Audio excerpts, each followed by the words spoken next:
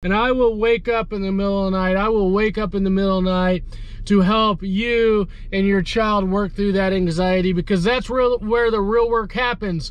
It's not, hey, this weekend when you go and sleep over at a friend's house, do this, 2 or 3 or 4 days before. No, it's right there in that moment when the child is experiencing that anxiety. We need to work through it. So I get on the phone. This struggle got purpose and we grow. So whatever role we have to take next, all I need to know is that we'll roll with the punches.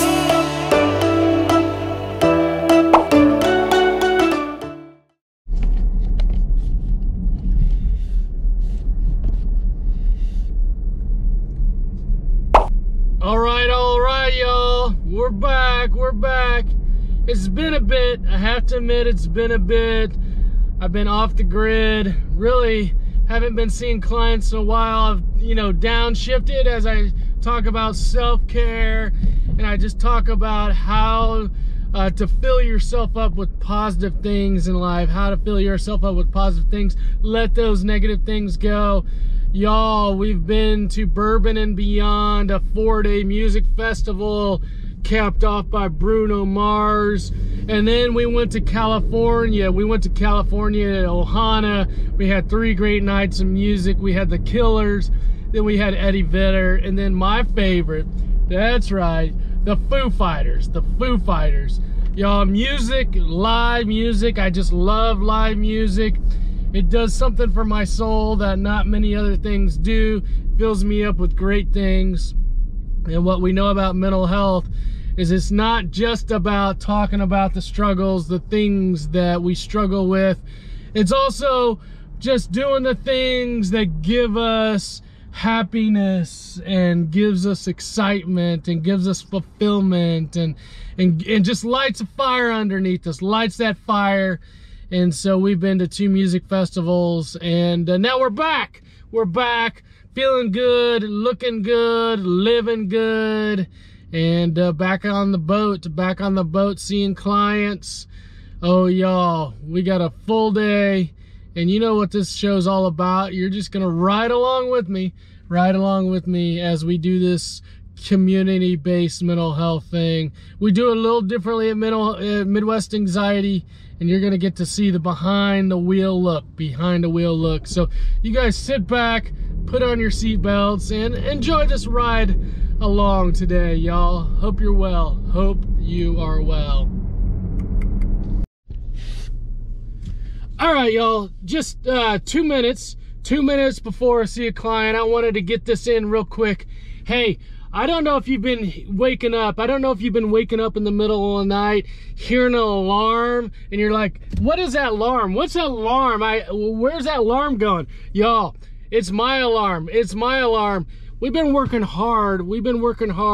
Midwest Anxiety, we do things a little differently, and we just don't sit back on a chair and with a piece of paper and be like, okay, tell me what's going on in your life. Okay, no, we get right into it. We get right into wherever it is.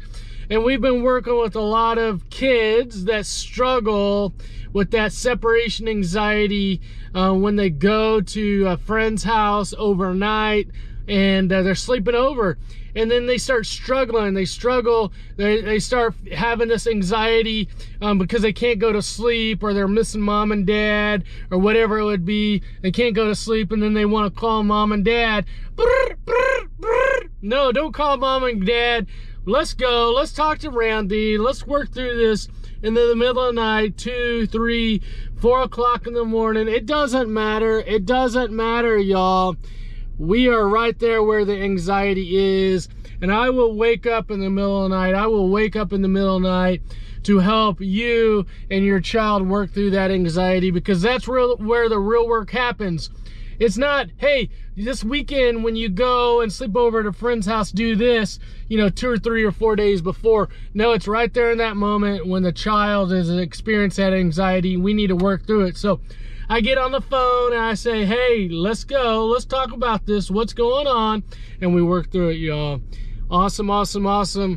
That's where the real work happens. That's the MWA difference. We're here to meet you right where you are, right in front of that anxiety, staring anxiety in the face, saying, okay, how are we going to go right through that anxiety? Not around it, but right through it. And if it just happens to be at 2 or 3 or 4 o'clock in the morning, we're right there with you. Right there with you. All right, now I got to get to see this client. See you later. Okay, it's time for what's been coming up in client sessions. All right, y'all, I want to sneak this in today.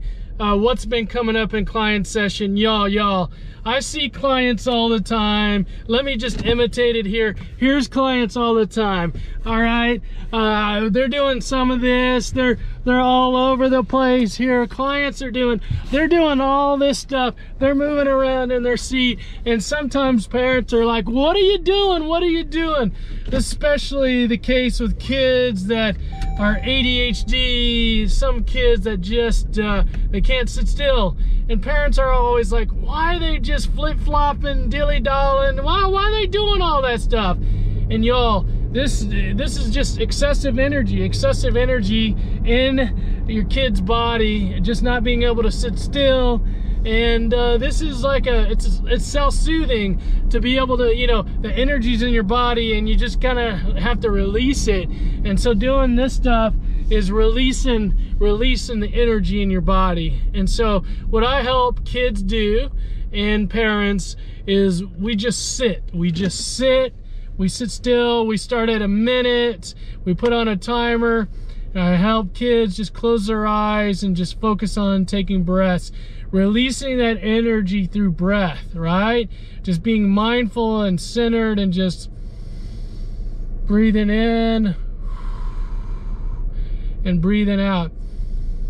Breathing in and breathing out. Because here's the thing. We can tell a kid to just stop moving around, stop fidgeting, stop doing all that stuff. I see kids rolling around on the carpet, climbing the drapes.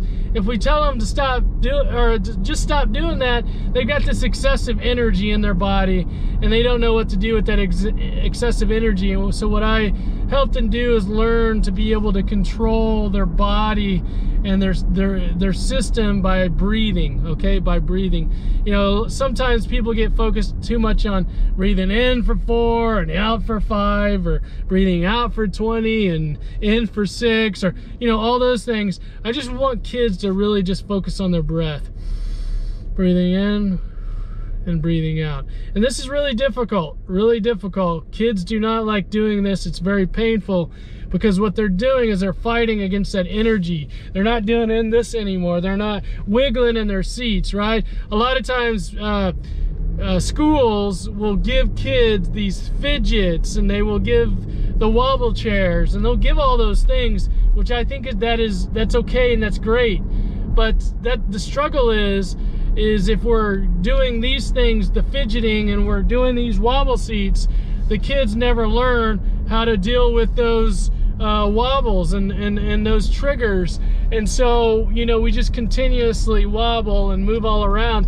And there are some situations where that's just not appropriate to do that. It's not appropriate to. So how do we help kids be able to focus that energy and release that energy without always moving around? We got to do some deep breathing. We got to do some mindfulness. We got to do some yoga.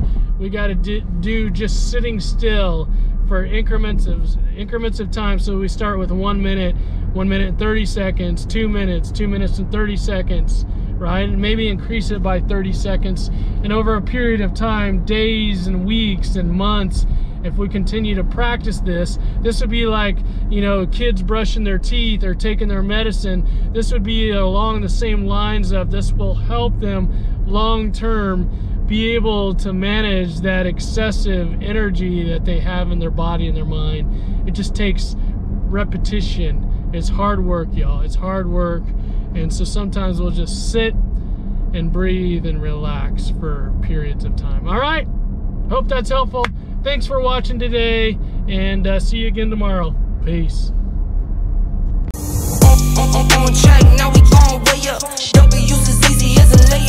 It's so much more important to me in how I make my money rather than how much money I make.